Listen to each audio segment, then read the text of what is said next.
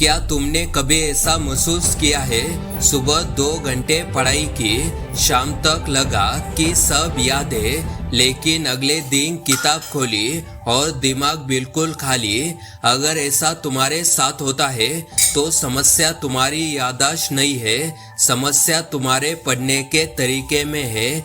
आज मैं तुम्हें एक ऐसी साइंटिफिक टेक्निक बताऊंगा जिसका इस्तेमाल दुनिया के टॉप स्टूडेंट्स, मेडिकल स्टूडेंट्स करते हैं। इस टेक्निक का नाम है आगे बताऊंगा, और इस वीडियो के बाद शायद तुम कभी पुराने तरीके से पढ़ाई नहीं करोगे। हम में से ज्यादातर लोग पढ़ाई कैसे करते हैं? किताब खोली, एक चैप्टर पढ़ा, फिर वही चैप्टर दोबारा पढ़ा, फिर इम्पोर्टेंट लाइन हाईलाइट कर दी और हमें लगा अब तो सब याद हो गया। लेकिन असली सच कुछ और है। जब तुम सिर्फ पढ़ रहे होते हो तब तुम्हारा दिमाग इंफॉर्मेशन को पहचान रहा होता है, याद नहीं कर रहा होता। इसे कहते हैं रिकॉग्नाइजेशन। एग्जाम में किताब सामने नहीं होती, वहाँ ब्रेन को इंफॉर्मेशन याद करके निकालनी पड़ती है। यही होता है रिकॉल, और यही फर्क एवरेज स्टूडेंट और टॉपर में होता है। मान लो तुमने बायोलॉजी में फोटोसिंथेसिस पढ़ा, पुराना तरीका क्या कहेगा, चैप्टर फिर से पढ़ लो, लेकिन एक्टिव रिकॉल क्या कहता है?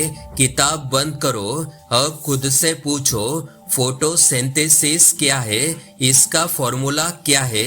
अगर जवाब नहीं आता तो कोई प्रॉब्लम नहीं, यही तो सीखने की शुरुआत है।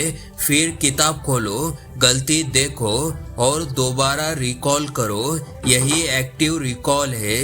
अब सबसे इंटरेस्टिंग बात, जब तुम किताब बंद करके आंसर याद करने की कोशिश करते हो तब तुम्हारा ब्रेन सिर्फ इंफॉर्मेशन नहीं देखता बल्कि उसे मेमोरी से बाहर निकालता है।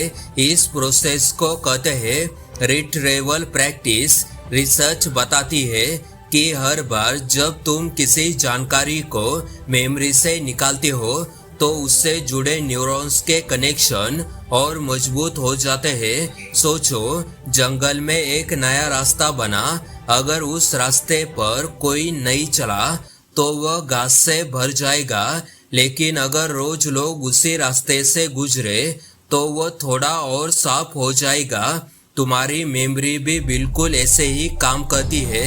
हर रिकॉल मेमोरी का रास्ता और मजबूत कर देता है।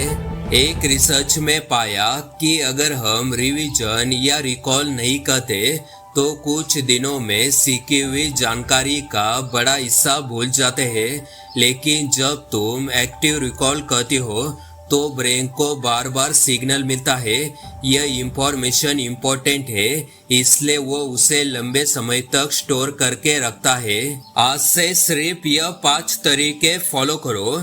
स्टेप नंबर 1, 25 से 30 मिनट ध्यान से पढ़ो। स्टेप नंबर 2, किताब पूरी तरह बंद कर दो। स्टेप नंबर 3, खुद से क्वेश्चन पूछो या खाली पेज पर आंसर लिखो।